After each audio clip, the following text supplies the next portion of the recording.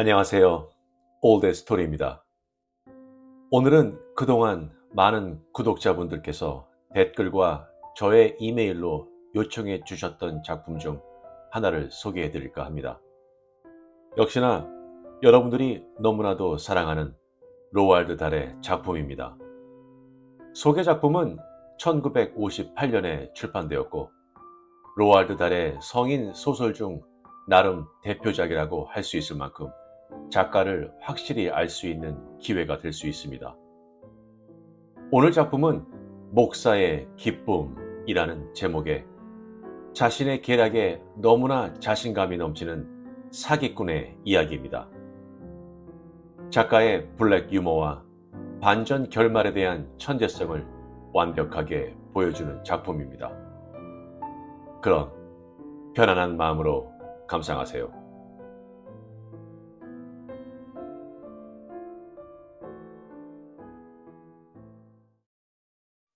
목사의 기쁨, 로알드 달. 보기스 씨는 차창을 열고 창턱에 팔꿈치를 기댄 편한 자세로 천천히 차를 몰고 있었다. 시골은 얼마나 아름다운가. 여름이 다가오는 조짐과 다시 만나게 되니 얼마나 반가운가. 특히 앵초, 그리고 산사나무. 산사나무는 산울타리를 따라 하얀색, 분홍색, 빨간색 꽃망울을 터뜨렸고 앵초는 그 밑에 덤불을 이루어 자라고 있었다. 실로 아름다웠다. 보기스 씨는 한 손을 운전대에서 떼고 담배에 불을 붙였다. 브릴 힐 정상에서 시작하면 좋겠어. 그는 속으로 중얼거렸다. 1km쯤 앞에 브릴 힐이 보였다. 저기 정상에 보이는 나무들 사이에 옹기종기 모여있는 작은 집들이 브릴 마을이겠군. 좋았어. 그의 일요일 사업이 이렇게 아름다운 언덕 꼭대기에서 시작되는 경우는 별로 없었다. 보기스 씨는 정상을 향해 차를 몰고 가다가 정상 바로 못 미친 곳에서 차를 멈추었다. 마을 외곽이었다. 그는 차에서 내려 주위를 둘러보았다. 저 아래로 들판이 거대한 녹색 양탄자처럼 펼쳐져 있었다. 시야가 몇 킬로미터나 튀어 있었다. 아주 완벽했다. 그는 호주머니에서 수첩과 연필을 꺼낸 다음 차 뒤에 기대어 숙련된 눈으로 들판의 풍경을 천천히 따라가 보았다. 밭 뒤편 오른쪽에 중간 크기의 농가가 보였다. 도로와 농가는 좁은 길로 이어져 있었다. 그 농가 너머에 큼지막한 농가가 또 한 채 있었다. 커다란 떡갈나무들에 둘러싸인 앤 여왕 시대 건물로 보이는 집도 한 채 서 있었다. 왼쪽으로 더 가면 그럴듯한 농장이 둘 있었다. 따라서 모두 5이었다. 그쪽으로는 그 정도였다. 보기스 씨는 아래로 내려가서도 쉽게 찾을 수 있도록 수첩에 각 농가의 위치를 대충 그려두었다. 이어 차를 타고 마을을 통과하여 정상 건너편으로 갔다. 그곳에서 6개의 후보를 더 관찰했다. 농장주택 5채와 크고 하얀 조지 왕조 시대 주택 한 채였다. 그는 쌍안경으로 조지 왕조 시대 주택을 살펴보았다. 깨끗하고 기름기가 흐르는 집이었다. 정원도 말쑥하게 손질되어 있었다. 안타까운 일이었다. 그는 그 집은 즉시 후보에서 빼버렸다. 기름기 흐르는 집은 찾아가봤자 소용없었기 때문이다. 따라서 사각형의 이 구역에는 모두 10개의 후보가 있는 셈이었다. 10이면 좋은 숫자지. 보기스 씨는 속으로 중얼거렸다. 오후에 느긋하게 처리하기에 적당한 숫자야. 지금이 몇 시지? 12시로군. 시작하기 전에 선술집에 들어가 맥주나 한 파인트 마시면 좋겠구먼. 그러나 술집은 일요일에는 1시나 되어야 문을 열었다.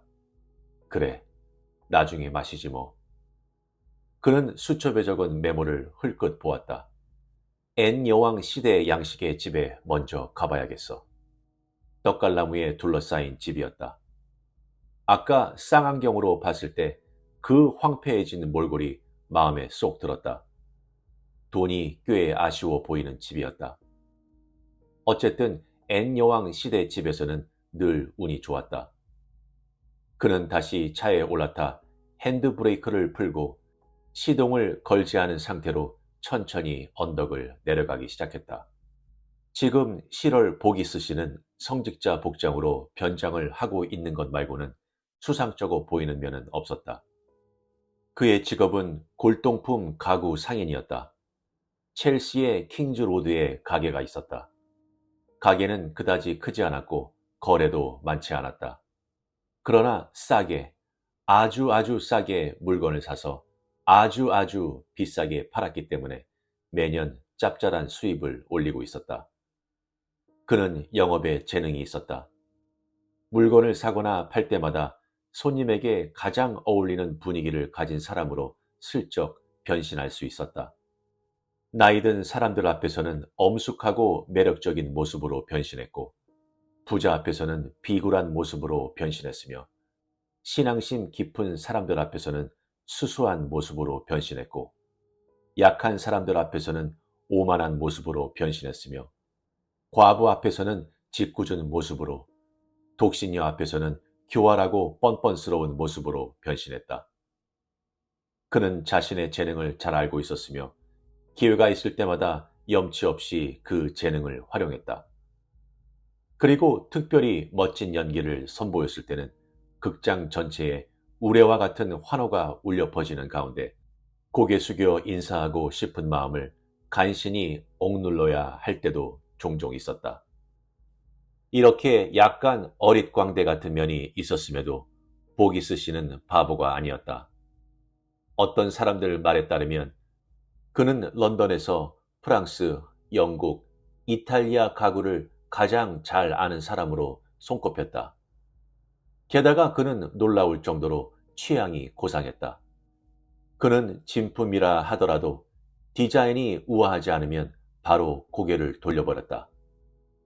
그가 진짜로 좋아하는 물건들은 18세기 영국의 위대한 디자이너들, 즉 인스, 메이휴, 치펀데일, 로버트 애덤, 맨워링, 이니고 존스, 해플 하이트, 켄트, 존슨, 조지 스미스, 록, 셰라턴의 작품이었다. 그러나 여기에서도 그는 등급을 매기곤 했다. 예를 들어 그는 치펜데일의 중국 또는 고딕 시기의 물건은 단 하나도 그의 전시장에 들여놓지 않았다. 로버트 애덤의 묵직한 이탈리아 디자인 몇 점도 마찬가지였다. 지난 몇 년 동안 보기스 씨는 특별하고 진귀한 물건을 놀랄 만큼 꾸준하게 내놓아 업계 친구들 사이에서 상당한 명성을 얻었다.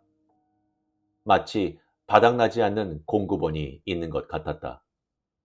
개인 창고 같은 것이 있어 일주일에 한 번씩 차를 타고 나가 물건을 가져오기만 하면 되는 것 같았다. 친구들이 어디서 물건을 조달하느냐고 물을 때마다 그는 쓱 웃음을 짓고 눈을 찡긋하면서 웅얼거리는 소리로 비밀이라고 대꾸하곤 했다. 보기스 씨의 비밀은 간단했다. 그것은 9년 전 어느 일요일 오후에 시골길을 운전하다가 일어난 일에서 영감을 얻은 것이었다. 보기스 씨는 세븐 오크스에 사는 노모한테 들으려고 아침에 집을 나섰다. 돌아오는 길에 차의 펜벨트가 끊어지는 바람에 엔진이 과열되고 냉각수가 끊겨 증발해버렸다. 그는 차에서 내려 가장 가까운 집으로 갔다. 도로에서 50m 정도 떨어진 자그마한 농가였다. 그는 문을 열어준 여자에게 물 한 바가지만 얻을 수 있겠느냐고 물었다. 보기스 씨는 물을 가지러 간 여자를 기다리면서 문틈으로 거실을 슬쩍 보았다. 거기 그가 서 있는 자리에서 5m도 떨어지지 않은 곳에서 뭔가가 눈에 띄었다.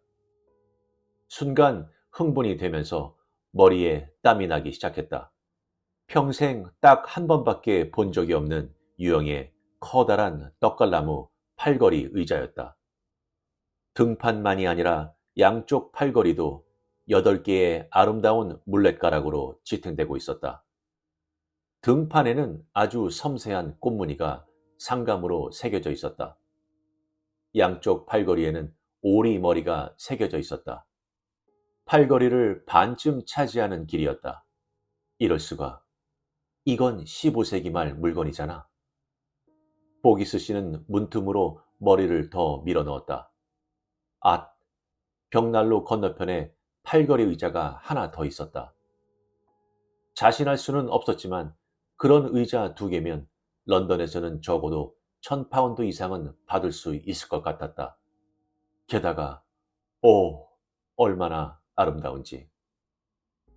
여자가 돌아왔을 때 보기스 씨는 자기 소개를 하고 단도직입으로 의자를 팔 생각이 없느냐고 물었다. 어머, 그녀는 말했다. 저 의자들을 왜 팔아야 하는 건지 모르겠네요. 아무런 이유도 없지요. 내가 아주 좋은 값으로 살 용의가 있다는 것 외에는요. 얼마나 주실 건데요? 물론 팔 건 아니지만 그냥 호기심에서 그냥 재미삼아 물어보는 거예요. 얼마나 줄 수 있는데요? 35파운드입니다. 얼마요? 35파운드. 어머, 35파운드나? 어디 보자. 그거 아주 재미있네요. 나도 저게 귀중한 물건이라는 생각은 했어요. 아주 오래되었거든요. 또 아주 편하고요. 사실 저거 없이는 못 살아요. 도저히. 안 돼요. 저건 파는 물건이 아니에요. 어쨌든 고맙네요. 저건 사실 별로 오래된 물건은 아닙니다. 보기스 씨가 말했다. 아마 내다 팔기가 쉽지 않을걸요. 하지만 공교롭게도 딱 저런 걸 좋아하는 손님이 나타났기에 드린 말씀입니다.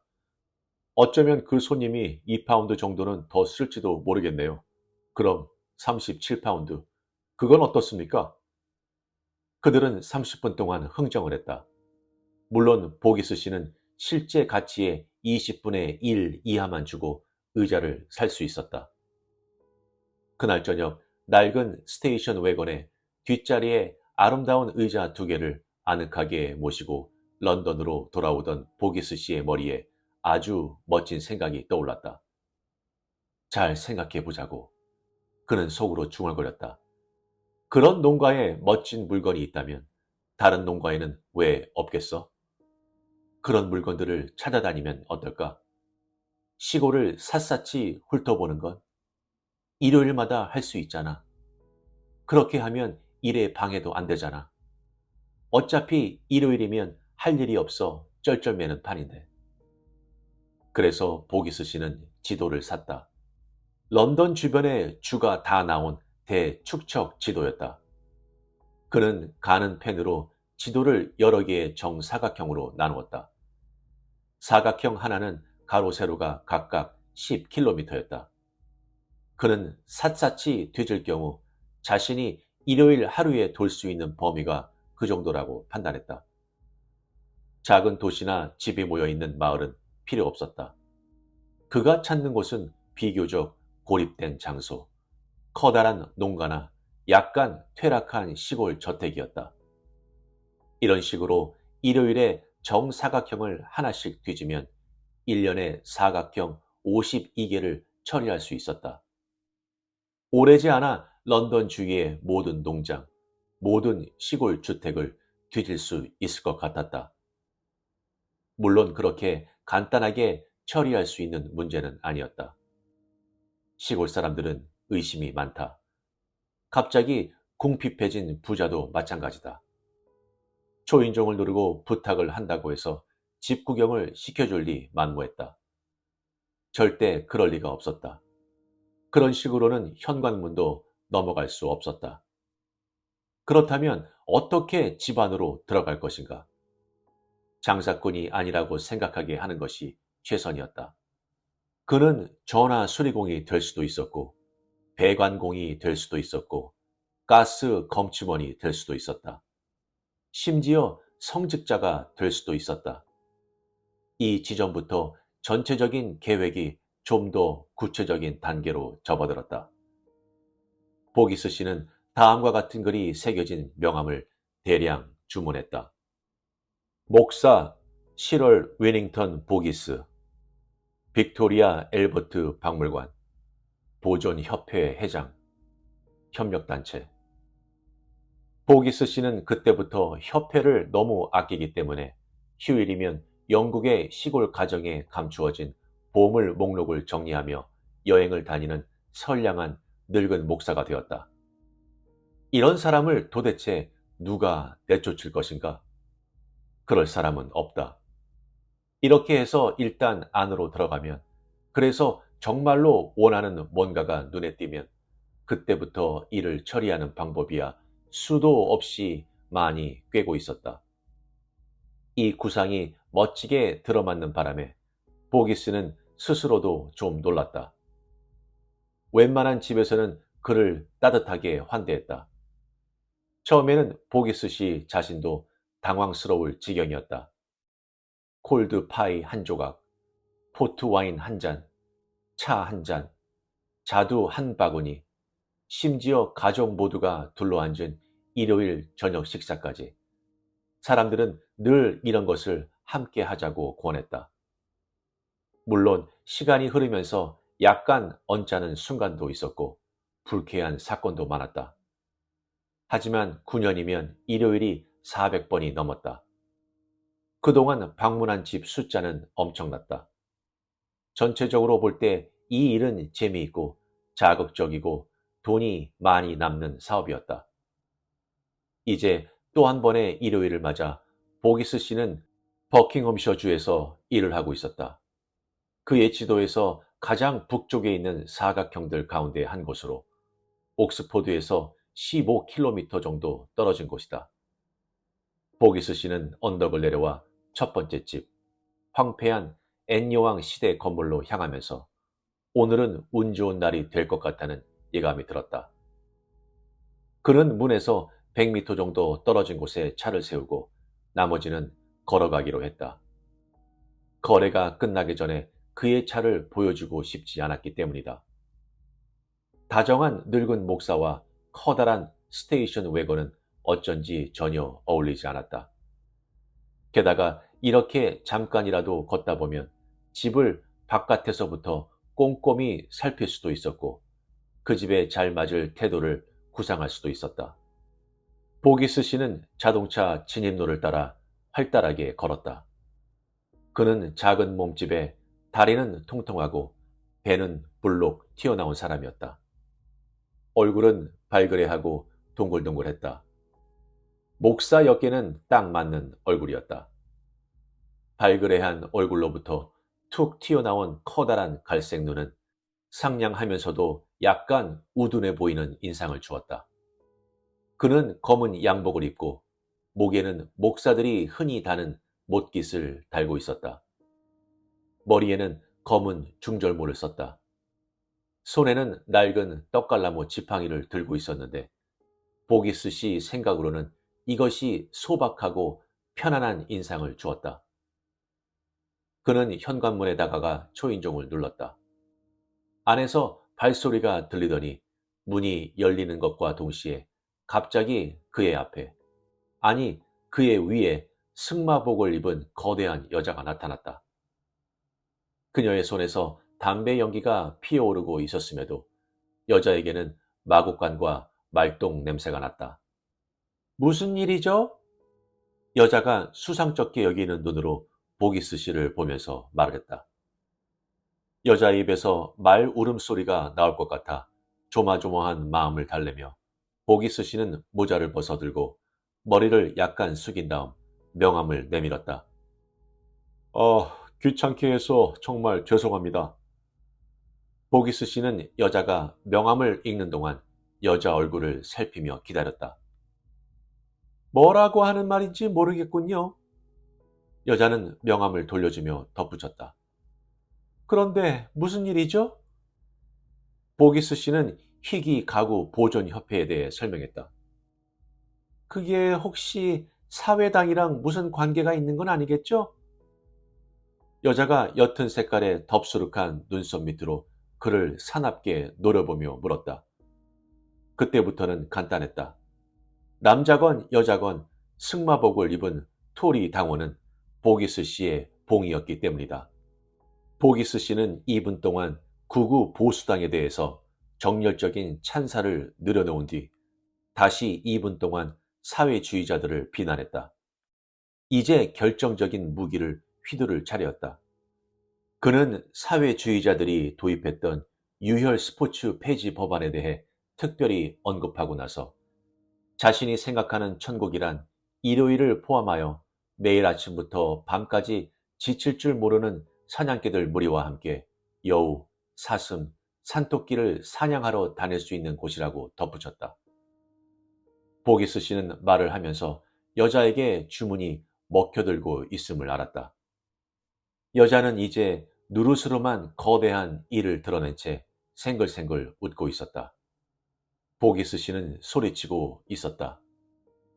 부인, 간청하는데 제발 제 입에서 사회주의 이야기가 나오지 않게 해주십시오. 순간 여자가 크게 웃음을 터뜨리더니 거대한 붉은 손을 들어올려 그의 어깨를 세게 쳤다.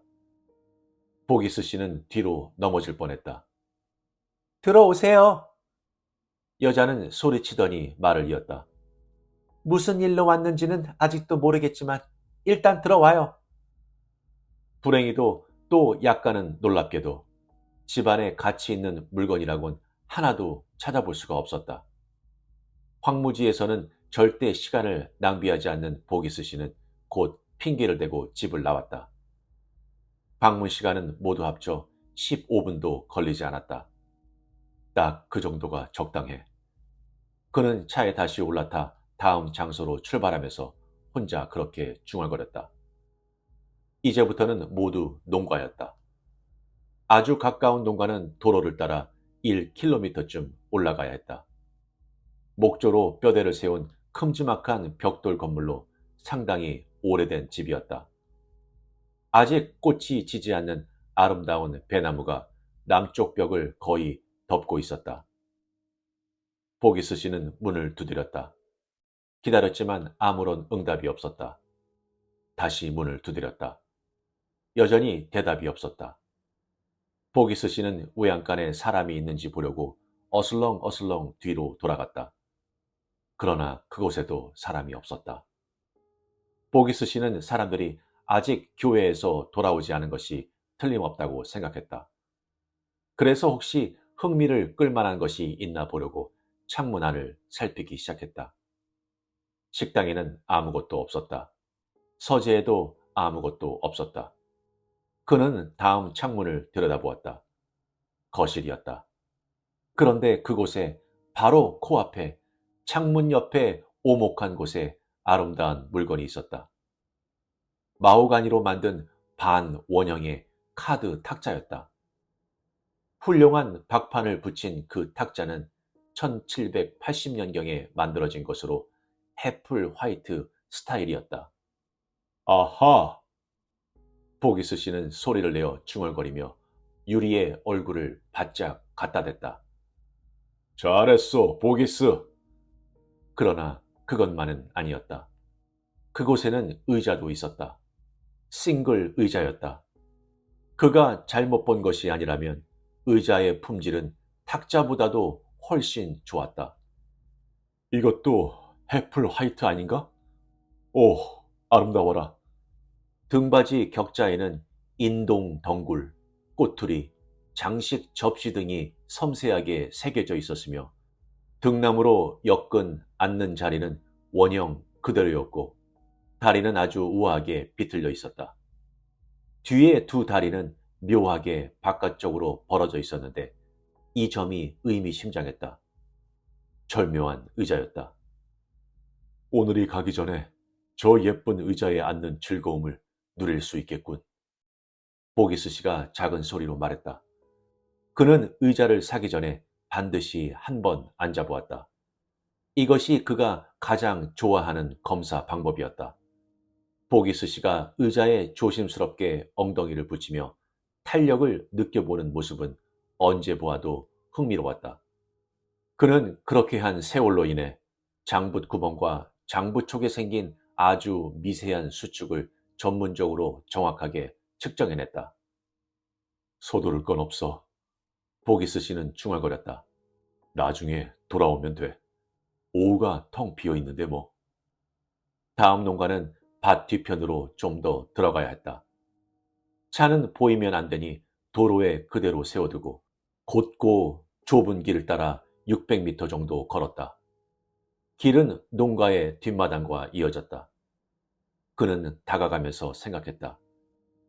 이곳은 앞집보다 훨씬 작군. 그래서 이 집에는 별 희망을 걸지 않았다. 집은 어수선하고 더러워 보였다. 헛간들 가운데 일부는 파손이 심했다. 마당 안쪽 구석에는 세 남자가 머리를 맞대다시피 하고 서 있었다. 한 남자 옆에는 줄에 묶인 큰 몸집에 검은 그레이 하운드가 두 마리가 있었다. 남자들은 검은 양복에 목사 목깃을 단 보기스 씨가 다가오는 것을 보고 이야기를 딱 멈추었다. 갑자기 몸이 굳어버린 것 같았다. 미동도 하지 않았다. 세 남자는 의심하는 눈길로 보기스 씨가 점점 다가오는 것을 지켜보고 있었다. 셋 가운데 가장 나이가 많은 땅딸막한 남자는 입이 개구리처럼 옆으로 길고 작은 눈을 불안하게 움직였다. 보기스 씨야 알 수 없는 일이었지만 그의 이름은 러민스였으며 그가 이 농가의 주인이었다. 옆에 서 있는 키가 큰 청년은 러민스의 아들 버트로 한쪽 눈에 문제가 있는 것 같았다. 작은 키에 얼굴이 넓적한 남자는 클로드였다. 좁은 이마에 주름이 깊게 팬 클로드는 어깨가 엄청나게 넓었다. 클로드는 어제 러민스가 잡은 돼지에서 고기나 햄을 조금 얻을까 해서 찾아온 참이었다. 돼지 잡는 소리가 밭 건너 저 멀리까지 들렸던 터라 클로드는 러민스가 돼지를 잡은 걸 알고 있었다. 그는 또 돼지를 잡으려면 정부의 허가가 있어야 하는데 러민스는 그런 허가를 받지 않았다는 것도 알고 있었다. 안녕하시오. 날씨 좋죠? 보기스 씨가 말했다. 세 남자 가운데 아무도 움직이지 않았다. 그 순간 세 남자는 똑같은 생각을 하고 있었다. 동네 사람은 아닌 것이 분명한 이 성직자는 그들의 일을 탐지하는 임무를 띠고 파견되었으며 찾아낸 사실을 정부에 보고할 것이라는 생각이었다. 보기스 씨가 말을 이어갔다. 개들이 정말 멋지군요. 나는 그레이하운드 경주에는 가본 적이 없지만 다들 아주 멋있는 경기라고 합디다. 여전히 아무런 대꾸가 없었다. 보기스 씨는 빠르게 눈을 움직여 러민스, 버트, 클로드를 훑어보고 다시 러민스에게로 눈길을 돌렸다. 그는 그들의 얼굴에 드러난 묘한 표정을 눈치챘다. 조롱과 도전, 그 중간에 어떤 것이었다.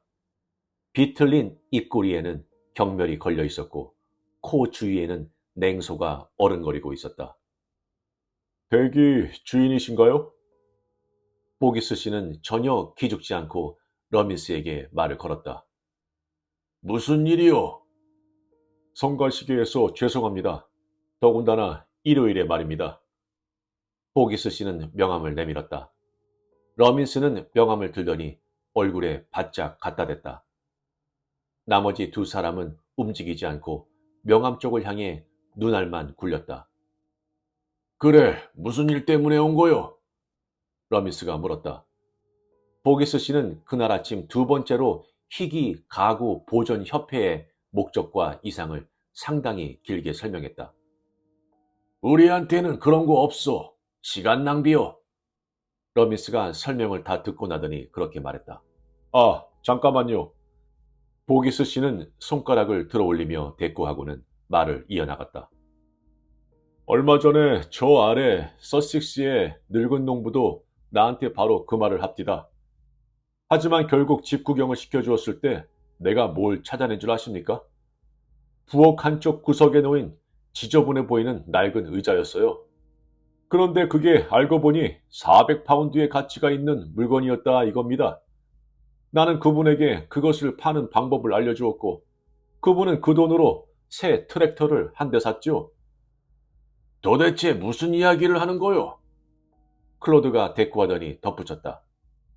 세상에 400파운드짜리 의자가 어디 있단 말이오? 보기스 씨는 태도를 흐트리지 않고 말을 받았다. 실례합니다만 영국에는 그 2배가 나가는 의자도 많습니다. 그런 것들이 다 어디 있는 줄 아십니까? 전국의 농장이나 오두막에 처박혀 있습니다. 그 주인은 그걸 받침대나 사다리로 사용하고 있죠. 징이 박힌 장화를 신고 그런 걸 딛고 올라가 찬장 꼭대기에 있는 잼 단지를 꺼내고 벽에 그림을 걸고 그래요.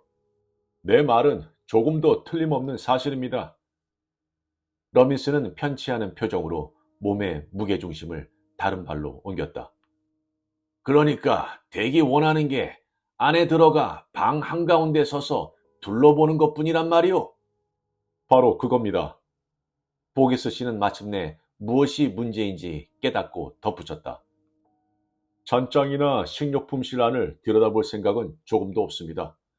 가구를 보고 보물인지 아닌지 확인만 하면 돼요. 그럼 우리 협회 잡지에 글을 쓸 수 있지요. 당신의 속셈을 알겠군. 러민스는 작고 사악한 눈으로 보기스 씨를 뚫어져라 바라보며 말을 이었다. 내 생각에는 댁이 직접 그런 물건을 사려는 것 같소. 그렇지 않고서야 뭐하러 이런 고생을 하며 돌아다니겠소? 아, 이런. 나한테 돈이 없는 게 아쉬울 따름이죠. 물론 아주 마음에 드는 것도 있고 내 돈으로 살 수 있는 것이기만 한다면야 나도 사겠다고 제안을 하고 싶습니다. 하지만 안타깝게도 그런 경우는 거의 없더군요. 글쎄, 그저 둘러보기만 하겠다면야 안 될 게 뭐가 있겠소? 그는 앞장서서 마당을 가로질러 농가 뒷문으로 갔다. 보기스 씨가 그 뒤를 따랐다. 러민스의 아들 버트, 개 2마리와 클로드도 따라왔다. 그들은 부엌을 통과했다. 부엌의 유일한 가구는 소나무 탁자였다. 그 위에는 죽은 닭이 1마리 놓여 있었다. 그들은 꽤 크고 몹시 더러운 거실로 들어갔다. 그곳에 물건이 있었다. 보기스 씨는 한눈에 알아보았다. 그는 발을 딱 멈추었다. 충격 때문에 작은 비명이 터져나왔다. 그는 그 자리에 적어도 5초, 10초, 아니 15초는 서 있었다. 믿을 수 없다는 표정으로 멍하니 앞만 보고 있었다. 눈앞에 보이는 것을 도저히 믿을 수가 없었다. 현실일 수가 없었다. 불가능한 일이었다. 그러나 그렇게 한참을 보자 점차 현실로 다가오기 시작했다. 물건은 그의 눈 바로 앞에 벽에 기대어 서 있었다. 집 자체만큼이나 견고한 현실이었다. 세상에 누가 이런 물건을 두고 실수를 할 수 있겠는가? 물론 하얗게 칠이 되어 있었지만 그건 아무런 상관이 없었다. 어떤 바보가 해놓은 웃기는 짓일 뿐이었다. 칠이야 쉽게 벗겨낼 수 있었다. 말도 안 돼. 저것 좀 봐. 이것도 이런 집에서. 순간 보기스 씨는 세 남자, 즉 러민스, 버트, 클로드가 난로가에 모여서서 그를 뚫어져라 살피는 것을 느꼈다. 그들은 보기스 씨가 발을 멈추고 입을 떡 벌리고 물끄러미 앞을 바라보는 모습을 지켜보고 있었다. 그의 얼굴이 붉어지는 것도 보았을 것이다. 어쨌든 그들은 연병할 일을 전부 망쳐버릴 만큼 많은 것을 보았다. 빨리 손을 써야 했다. 보기스 씨는 한 손으로 심장을 움켜쥐며 가장 가까운 곳에 있는 의자로 비틀비틀 다가가더니 의자에 주저앉으며 숨을 헐떡거렸다. 왜 그러시오? 클로드가 물었다. 아무것도 아닙니다. 보기스 씨는 숨을 헐떡이며 말을 이었다. 아, 금방 괜찮아질 겁니다. 저기, 물 한 잔만 주십시오. 심장에 좀 문제가 있어서요. 버트가 물을 가져다 주더니 옆에 그대로 서서 멍청한 표정으로 곁눈질을 해댔다. 댁이 뭘 보고 있는 줄 알았소? 러미스가 말했다. 그의 개구리 같은 입이 옆으로 더 벌어져 교활한 웃음으로 바뀌자 부러진 이 몇 개의 밑동이 드러나 보였다. 아니, 아닙니다. 보기스 씨가 대꾸하고는 말을 이었다. 오, 이런. 아닙니다. 그냥 심장 때문에 정말 미안합니다. 가끔 이러죠. 하지만 올 때처럼 금방 사라집니다. 조금만 있으면 괜찮아질 거예요. 생각할 시간을 벌어야 해. 보기스 씨는 속으로 말했다. 무엇보다 중요한 점은 지금 어떤 말을 더 하기 전에 완전히 냉정을 찾을 시간을 벌어야 한다는 것이었다. 부드럽게 나가자, 보기스. 무슨 일을 하든 차분하게 하자. 이 사람들은 무지할지는 몰라도 어리석지는 않아. 이 사람들은 의심이 많고 절대 방심하지 않고 언제나 교활해. 그런데 아까 이것이 정말로 현실이라면 아니야. 그럴 리 없어. 현실일 수가 없어. 보기스 씨는 고통을 가리려는 듯 한 손을 들어 두 눈을 가리고 있었다. 그는 아주 조심스럽게 아무도 눈치 못 채게 두 손가락을 살짝 벌려 그 사이로 내다보았다. 그것은 그대로 그 자리에 서 있었다. 이번에는 오랫동안 자세히 볼 수 있었다. 그래, 제대로 본 게 맞아. 이제는 의심의 여지가 없었다. 정말 믿을 수 없는 일이었다. 그가 보고 있는 것은 전문가라면 손에 넣기 위해 무슨 짓이라도 할 만한 가구였다. 문외한은 별 생각 없이 지나칠 수도 있었다. 특히 지금처럼 더러운 흰 페인트로 덮여 있을 때는. 하지만 보기스 씨에게는 고 가구상의 꿈이었다. 보기스 씨는 유럽과 미국의 다른 모든 고 가구상과 마찬가지로 현존하는 18세기 영국 가구 가운데 누구나 선망하는 가장 유명한 물건이 치픈데일 장이라고 알려진 가구 세점이라는 것을 알고 있었다. 그는 이 장의 역사를 줄줄 외우고 있었다. 첫 번째는 1920년에 모레턴 온더 마시의 어떤 집에서 발견되어 같은 해에 소더비 경매에서 팔렸다. 나머지 둘은 1년 뒤에 같은 경매장에 나타났다. 둘 다 노포크의 레인햄 홀에서 나온 것이었다. 이 가구들은 모두 엄청난 가격에 팔렸다. 첫 번째와 두 번째 가구의 정확한 가격은 기억나지 않았지만 마지막 가구가 3,900기니에 팔렸다는 사실은 분명하게 기억하고 있었다. 그것이 1921년의 일이었다. 지금 같으면 10,000파운드는 틀림없었다. 이름은 정확히 기억나지 않는 어떤 사람이 최근에 이 장을 연구한 결과 세 가구 모두 같은 작업장에서 나왔다는 사실이 증명되었다. 박편이 모두 같은 통나무에서 나왔고 모두 똑같은 형판을 사용해 만들었기 때문이다. 어느 장에서도 청구서는 발견되지 않았지만 전문가들은 이 세 개의 장을 토마스 치펀데일 자신이 그 자신의 손으로 그의 최전성기에 만들었다는데 이의를 달지 않았다. 그런데 여기에 네 번째 치펀데일 장이 나타나다니. 보기스 씨는 손가락 틈으로 세심하게 살피면서 속으로 계속 중얼거리고 있었다. 그것을 내가 발견하다니. 나는 부자가 될 거야. 또 유명해질 거야. 세계의 장은 고 가구계에서 특별한 이름을 얻었다. 체슬턴 장, 제1 레인햄 장, 제2 레인햄 장. 이 장은 보기스 장으로 역사에 기록될 터였다. 내일 아침 런던에서 이 장을 보았을 때 그곳 친구들이 어떤 표정을 지을지 상상해보라. 웨스트엔드에서 거물로 꼽히는 프랭크 파트리지, 몰릿, 젠리 등이 얼마나 큰 액수를 제시할지 상상해보라. 더 타임즈에 사진이 실리고 거기에 이런 기사가 따라붙을 것이다. 런던의 가구상 7월 보기스 씨가 최근에 발견한 훌륭한 치판데일 장은 맙소사, 나의 이 발견으로 사람들이 얼마나 흥분할 것인가. 여기 이것은 제2 레이넴 장과 거의 똑같다. 보기스 씨는 생각했다. 제2 레이넴 장은 치펀데일의 감독 시기에 프랑스 로코코 스타일로 제작된 아주 당당하고 잘생긴 장이었다. 크고 듬직한 서랍장에는 세로로 홈이 패고 조각이 된 다리가 4개 달려 있어 장의 아랫부분에는 바닥에서 30cm 정도 떨어져 있었다. 서랍은 모두 6개였다. 가운데에 긴 서랍 2개가 있고 양쪽에 짧은 서랍이 각각 2개씩 있었다. 뱀처럼 구불구불한 앞면은 위와 양 옆과 아래에 훌륭한 장식이 붙어 있었으며 각 서랍들 사이에도 수직의 장식이 달려 있었다.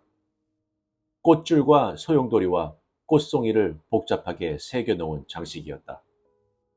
하얀 페인트 때문에 부분적으로 가려져 있기는 하지만 황동 손잡이 역시 훌륭해 보였다. 물론 상당히 묵직한 가구였지만 워낙 우아하고 고상한 디자인이라 그 묵직함이 전혀 불쾌하게 느껴지지 않았다. 이젠 좀 괜찮소? 누군가가 말하는 소리가 들렸다. 고맙습니다. 정말 고마워요. 이제 많이 좋아졌습니다. 금방 사라지거든요. 아플 때마다 몇 분 쉬기만 하면 걱정할 것도 없다고 의사가 그러더군요. 이젠 됐어요. 그는 천천히 일어서면서 말을 이었다. 많이 좋아졌어요. 정말 괜찮아요. 보기스 씨는 약간 불안정한 걸음으로 방 안을 돌아다니기 시작했다. 그는 한 번에 하나씩 가구를 살피면서 짧게 한마디씩 던졌다. 그러나 치펜데일 장을 제외하면 나머지는 형편없다는 것을 금방 알 수 있었다. 좋은 떡갈나무 닥저로군요. 하지만 안타깝게도 오래되지 않아 큰 관심을 끌 것 같지는 않네요. 편안하고 좋은 의자들입니다만 너무 현대적이에요. 그래요. 너무 현대적. 그리고 이 찬장은 글쎄 약간 매력적이긴 하지만 그래도 값어치는 별로 없어요. 이 서랍장은 그는 태연하게 치펜데일 장 옆을 지나가면서 경멸함을 드러내듯 가볍게 손가락질을 했다. 몇 파운드는 나가겠군요. 안 됐지만 그 이상은 안 되겠어요. 안타깝게도 좀 조악한 복제품인 것 같아요. 빅토리아 여왕 시대에 만들어진 것 같습니다만 여기서 흰색으로 칠한 건가요? 그렇소. 우리 아들 버트가 칠했소. 아주 잘하신 겁니다. 흰색을 칠하니 좀 나아 보이는군요. 그건 아주 튼튼한 물건이요. 조각도 좀 되어 있고. 기계로 새긴 거죠. 보기스 씨는 당당한 태도로 대꾸를 하고 나서 허리를 굽히더니 장인의 섬세한 솜씨를 살폈다. 그가 말을 이었다. 멀리서도 한눈에 알아볼 수 있는 거지요. 그래도 나름대로 예쁘기는 하네요. 그 나름의 장점은 있습니다. 보기스 씨는 계속 걸어가려다가 발을 멈추고 천천히 몸을 돌렸다. 그는 손가락을 턱 끝에 대고 머리를 한쪽으로 기울이더니 깊은 생각에 잠긴 것처럼 얼굴을 찌푸렸다. 아, 그럴 수도 있겠네. 그는 별 관심 없다는 투로 말을 했기 때문에 말끝이 계속 흐려졌다. 방금 생각이 났는데 나는 오래전부터 저렇게 생긴 다리를 갖고 싶었어요. 우리 집에 좀 묘하게 생긴 탁자가 있거든요. 소파 앞에 놓은 낮은 탁자 말입니다. 커피 탁자 비슷한 거죠. 지난 미가엘 축일에 이사를 하는데 멍청한 일꾼들이 아주 끔찍하게 다리를 망가뜨렸지 뭡니까? 내가 무척 아끼는 탁자인데 말입니다. 늘 커다란 성경을 그 위에 올려놓죠. 설교에 필요한 메모도요. 그는 말을 끊고 손가락으로 턱을 쓰다듬었다. 보기스 씨는 주위를 둘러보다가 세 남자가 꼼짝도 않고 서 있는 것을 보았다. 그들은 의심하는 표정으로 보기스 씨를 바라보고 있었다. 세 쌍의 눈은 각기 다르기는 했지만 불신의 표정이 담겨 있다는 점에서는 똑같았다. 러민스의 작은 돼지 같은 눈, 클로드의 크고 둔해 보이는 눈, 버트의 짝이 맞지 않는 두 눈. 버트의 한쪽 눈은 아주 야릇했는데 몽롱하게 취한 듯 탁하고 색깔이 없었다. 접시 위에 생선눈처럼 그 한가운데 작고 검은 점이 박혀 있었다.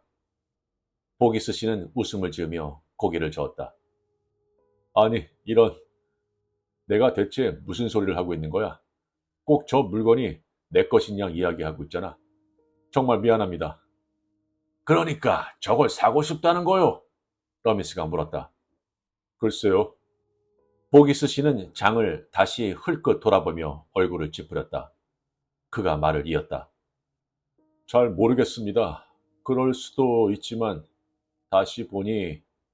다시 생각해 보니 아니야. 너무 귀찮을 것 같군요. 그럴 가치가 없을 것 같습니다. 그냥 내버려 두는 게 좋을 것 같네요. 얼마를 줄 생각이요? 러미스가 물었다. 안 됐습니다만 많지는 않습니다. 아시겠지만 이건 진짜 골동품이 아니거든요. 그냥 복제품에 불과하죠. 글쎄, 그건 잘 모르겠소. 저건 여기 20년 이상 있던 물건이요. 그 전에는 저 위에 장원저택에 있던 거지. 늙은 지주가 죽었을 때 열린 경매에서 내가 직접 산 거요. 그러니 그게 새 거라고 말하면 내가 믿겠소? 새 거라고는 안 했습니다.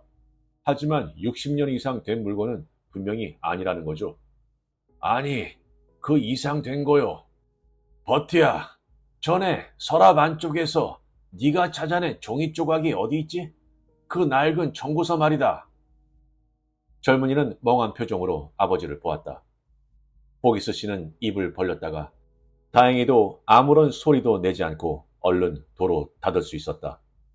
흥분으로 몸이 떨리기 시작했다. 그는 마음을 진정시키기 위해 창문으로 다가가 마당에 흩어진 나다를 쪼고 있는 통통한 갈색 암탉을 물끄러미 바라보았다.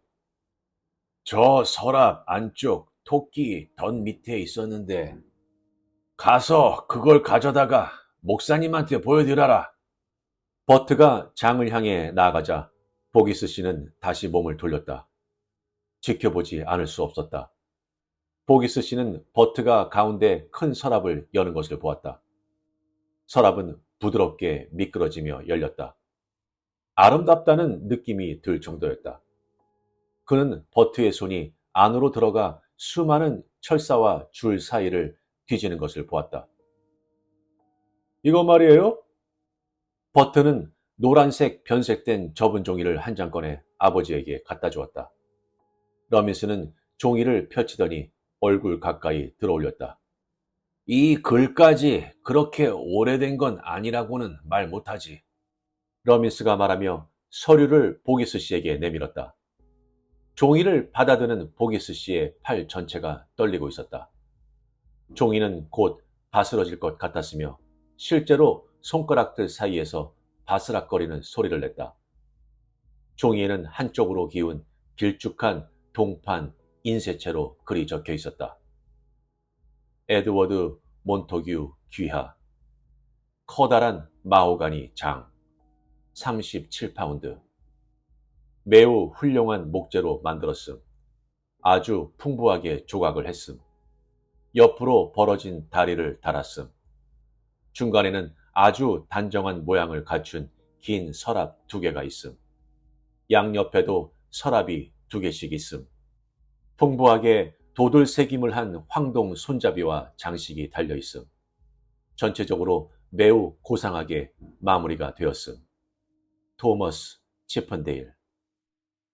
보기스 씨는 바짝 긴장하여 흥분을 억제하느라 안간힘을 쓰고 있었다. 사실 흥분 때문에 속이 빙빙 돌아 어지러워 미칠 지경이었다. 오, 이럴 수가. 이렇게 놀라운 일이 벌어질 수가. 청구서가 있으면 물건의 가치는 훨씬 더 높아진다. 청구서가 있으니 이 물건은 얼마나 받게 될까? 1만 2천 파운드? 1만 4천? 1만 5천? 아니면 20만? 누가 알겠는가? 오, 이런 일이.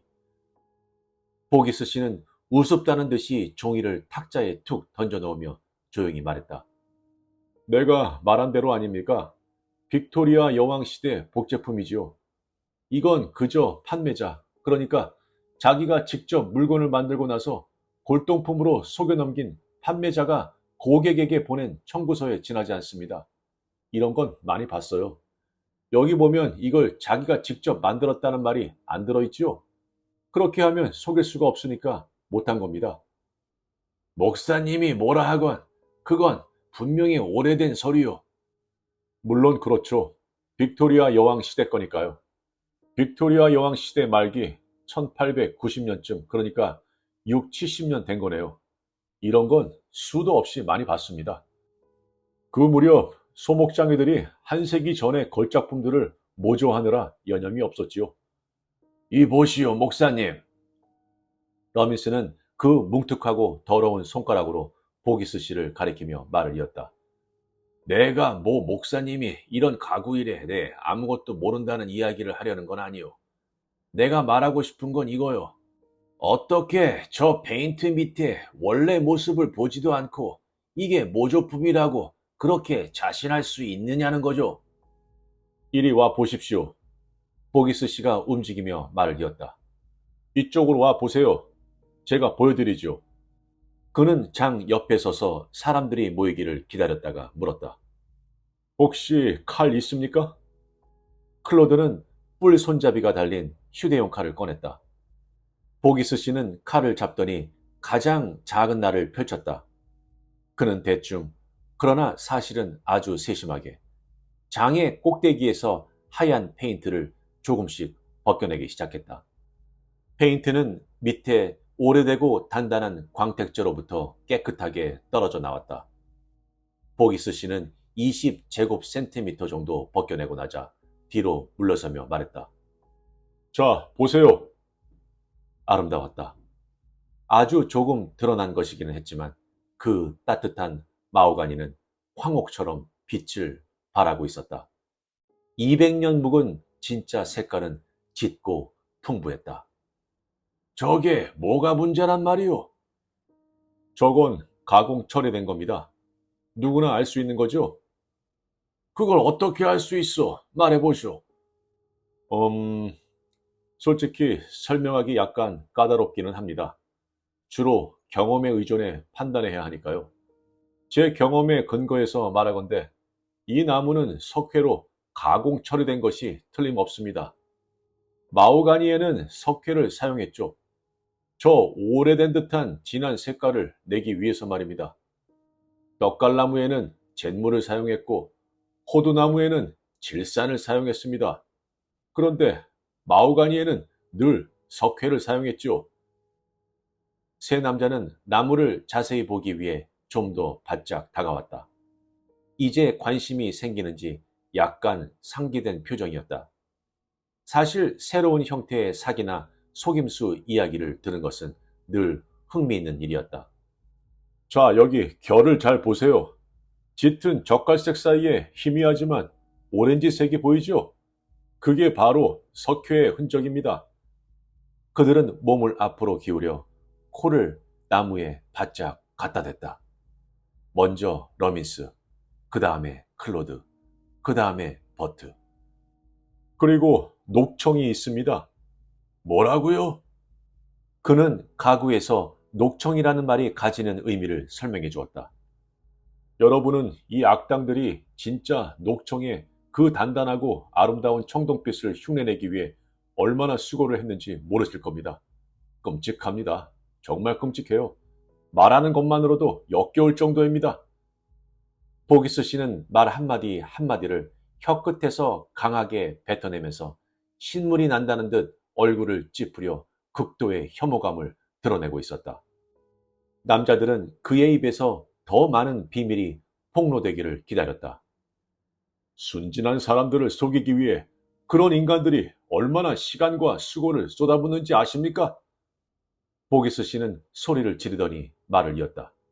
정말로 역겨운 일이지요. 그자들이 이 물건을 가지고 어떻게 했는지 아십니까? 내 눈에는 분명하게 보입니다. 그자들이 하는 짓이 눈앞에 보이는 듯해요. 아마 기름으로 나무를 문지르고 교묘하게 색깔을 섞은 프랑스 광택제를 칠하고 속돌과 기름으로 닦고 흙과 먼지가 들어간 왁스를 칠하고 마지막으로 200년 묵은 것처럼 보이게 하기 위해 열 처리를 해 광택제에 금이 가게 하고 이런 길고 복잡한 의식을 거행하는 것과 같지요. 그 발염치한 짓을 생각하니 속이 뒤집힙니다. 뒤집혀요. 세 남자는 계속 하얀 칠 밑에 드러난 짙은 색 나무를 뚫어져라 들여다보고 있었다. 만져보세요. 보기스 씨가 소리를 지르고 있었다. 손을 대봐요. 자, 느낌이 어떤가? 따뜻해요? 차가워요? 차가운데, 러미스가 말했다. 바로 그겁니다. 가짜 녹청은 손을 대면 늘 차갑지요. 진짜 녹청은 이상하게도 따뜻한 느낌이 드는데 말입니다. 이건 정상 같은데. 러미스는 논쟁을 할 태세였다. 아니지요. 차가운 거지요. 물론 정확한 판단을 내리려면 숙련되고 예민한 손끝이 필요합니다. 내가 여러분이 수확한 보리의 품질을 제대로 평가할 수 없듯이 여러분도 이것을 제대로 평가하기는 힘듭니다. 인생의 모든 것이 다 경험이죠. 남자들은 툭 튀어나온 눈으로 이 달덩이 같은 얼굴에 묘한 성직자를 물끄러미 바라보았다. 그가 가구에 대해 좀 아는 것 같았기 때문에 아까처럼 의심하는 표정은 아니었다. 그러나 그를 믿기까지는 아직 갈 길이 멀었다. 보기스 씨는 허리를 굽히고 장의 금속 손잡이 가운데 하나를 가리켰다. 이건 역시 모조품을 만드는 사람들이 공을 들이는 부분이지요. 오래된 황동은 보통 그 나름의 색깔과 특색이 있습니다. 그걸 아세요? 남자들은 더 많은 비밀이 흘러나오기를 바라면서 물끄러미 그를 바라보았다. 하지만 문제는 사람들이 진짜와 방불한 물건을 만들어내는데 고도로 숙련된 솜씨를 발휘하게 되었다는 겁니다. 사실 이 경우에는 진짜 골동품과 가짜 골동품의 차이를 알아내는 것이 거의 불가능합니다. 솔직히 이 부분은 나도 추측에 의존할 수밖에 없어요. 따라서 이 손잡이에는 칠을 벗겨내는 것이 아무런 의미가 없습니다. 그런다고 해서 더 알아낼 수 있는 게 없으니까요. 도대체 어떻게 새 황동을 오래된 것처럼 보이게 한단 말이오? 황동은 녹이 슬지 않았소? 클로드가 물었다.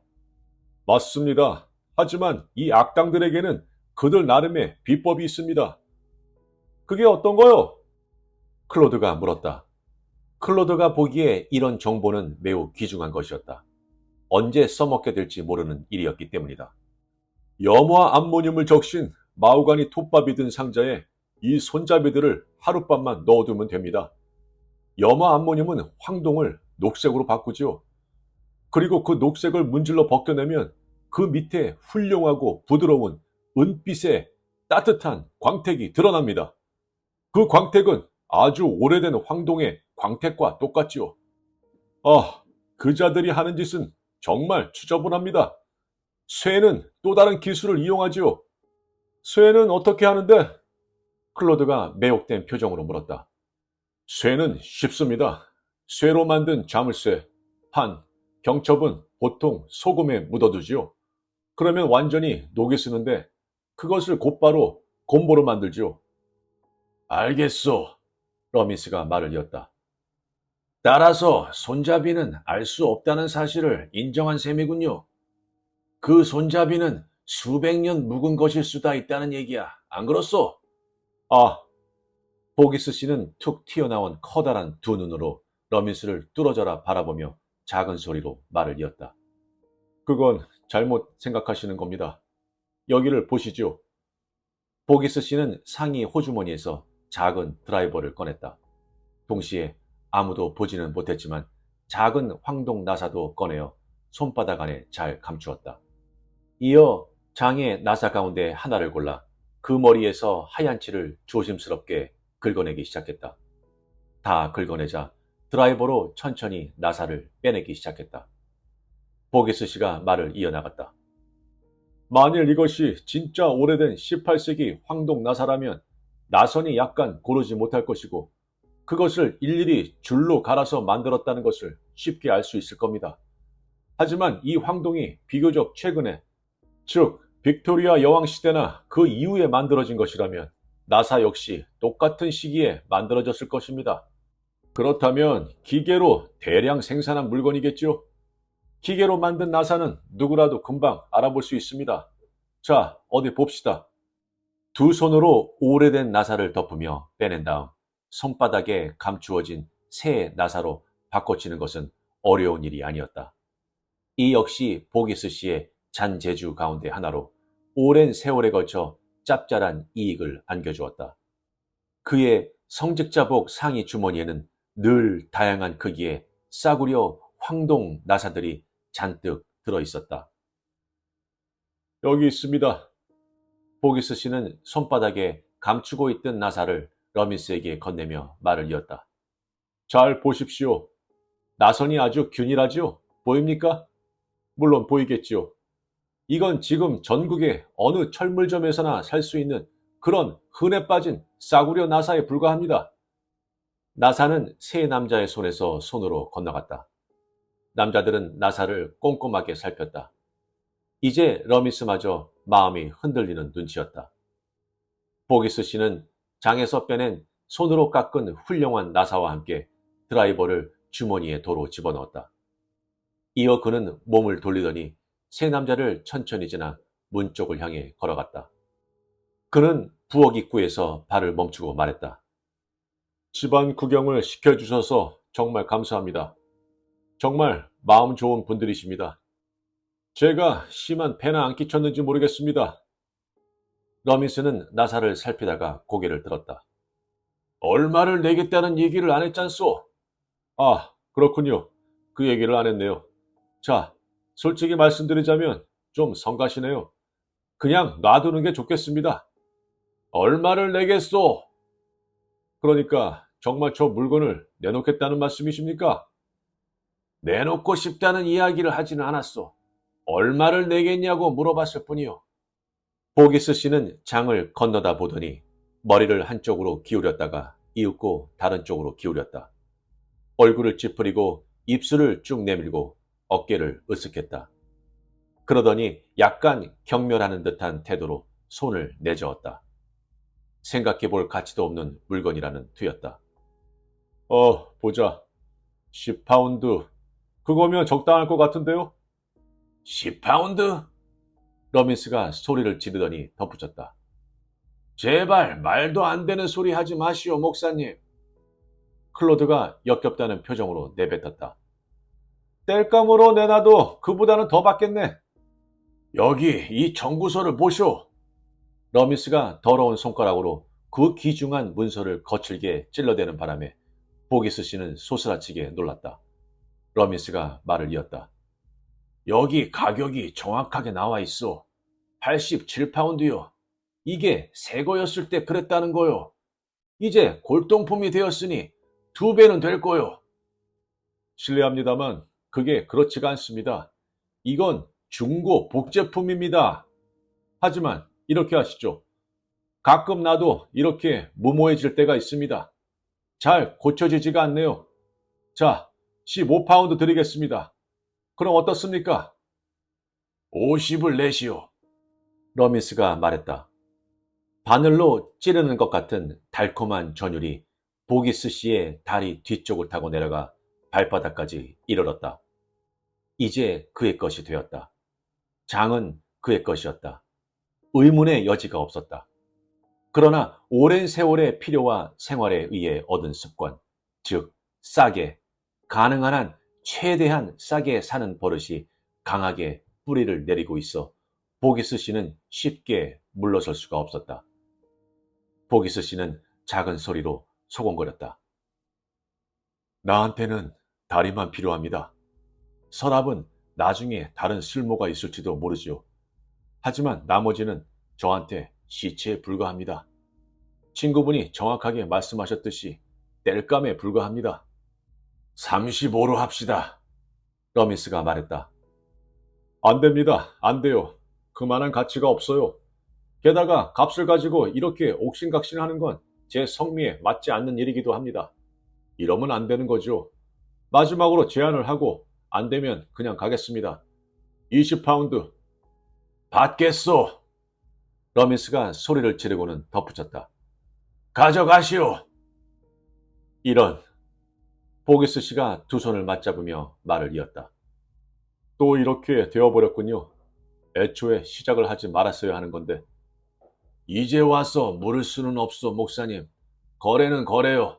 네, 압니다. 이걸 어떻게 가져갈 생각이오? 그래, 어디 보자. 내가 차를 마당에 갖다 대면 여러분이 싣는 걸 도와주시겠습니까? 차? 이런 차에 절대 들어가지 않아. 이걸 실어 가려면 트럭이 필요할 거요. 들어갈 겁니다. 어쨌든 한번 해봅시다. 내 차는 저쪽 깊이 세워두었습니다.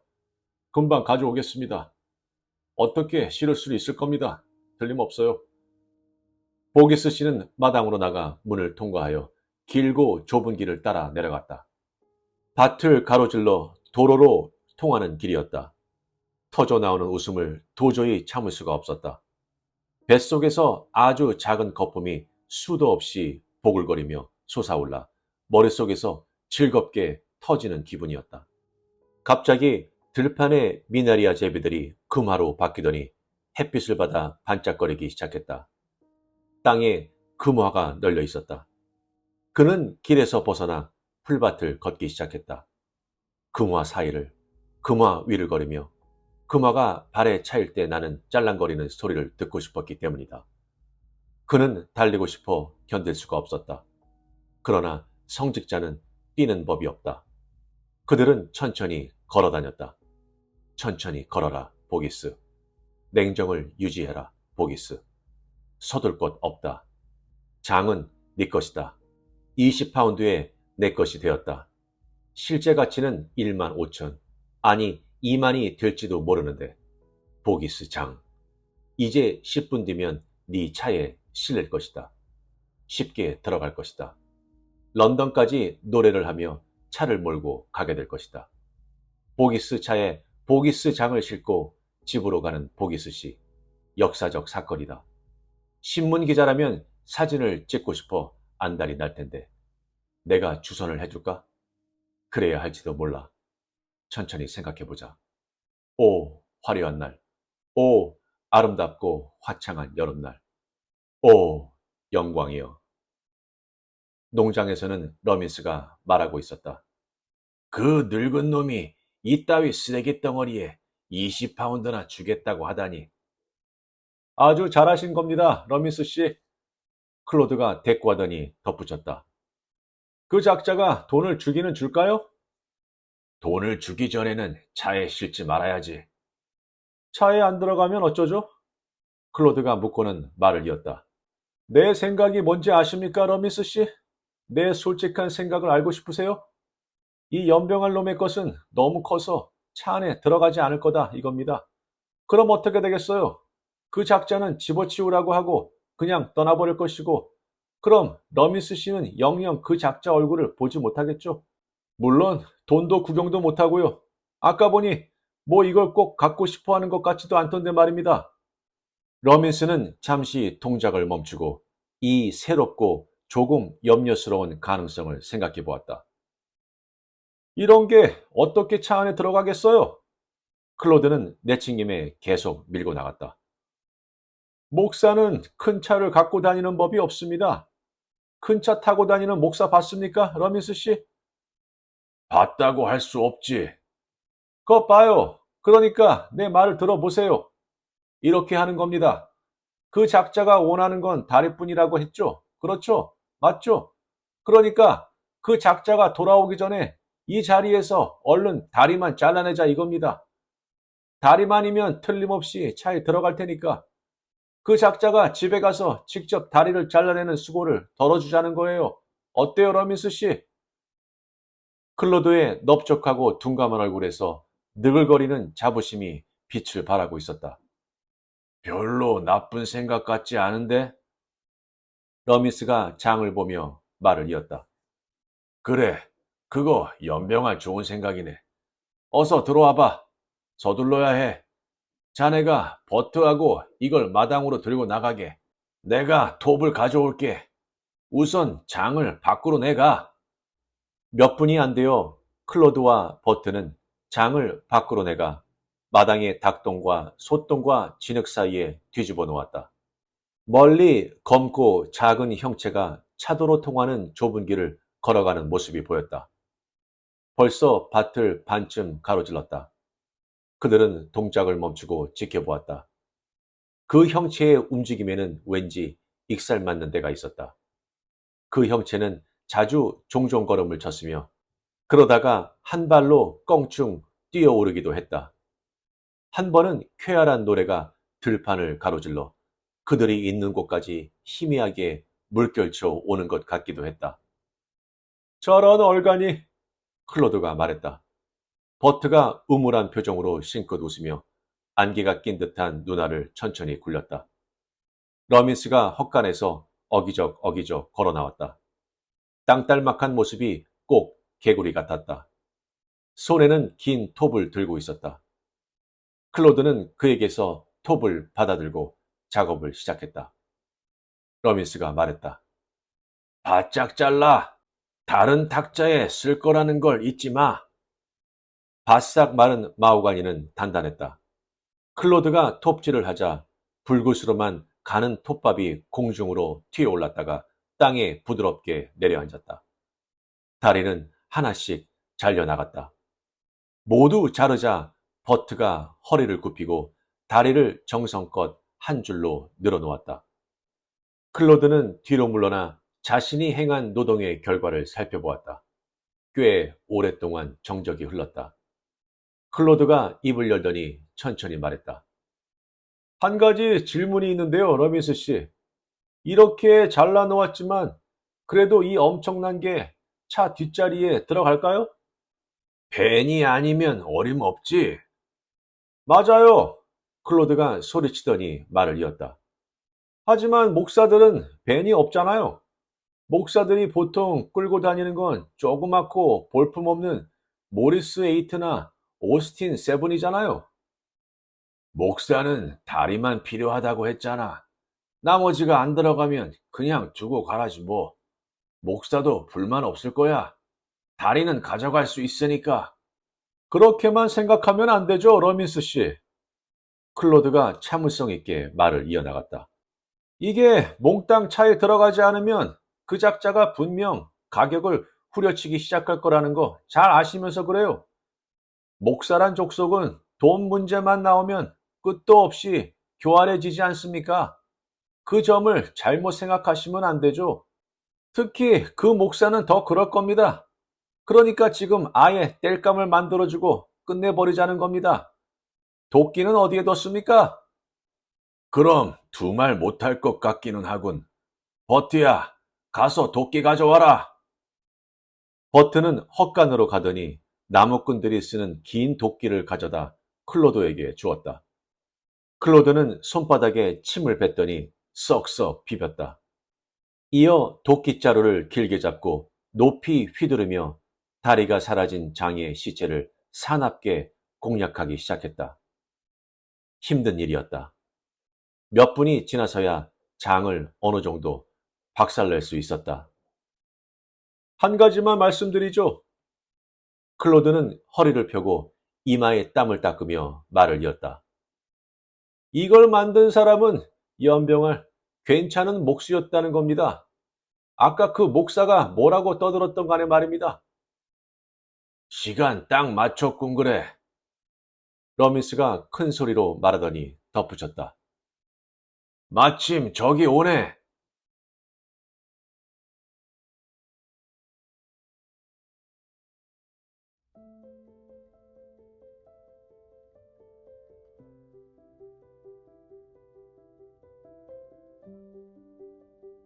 어떠셨나요? 바늘로 찌르는 것 같은 달콤한 전율이 다리 뒤쪽을 타고 내려가 발바닥까지 이르렀다. 표현 죽이지 않나요? 정말 많이 웃었습니다. 여러분들은 어떠셨나요? 겉보기에는 골동품과 속임수에 관한 이야기지만 좀 더 깊이 파고들면 오만과 탐욕에 대한 경고의 이야기가 됩니다. 보기스 씨는 시골에서 자기가 유일하게 똑똑한 사람이라고 확신했습니다. 성직자 복장과 미소로 누구보다 현명하게 행동할 수 있다고 생각했습니다. 하지만 아무것도 모르는 새 농부는 그를 위해 놀랍도록 아이러니한 반전을 준비해 놓았습니다.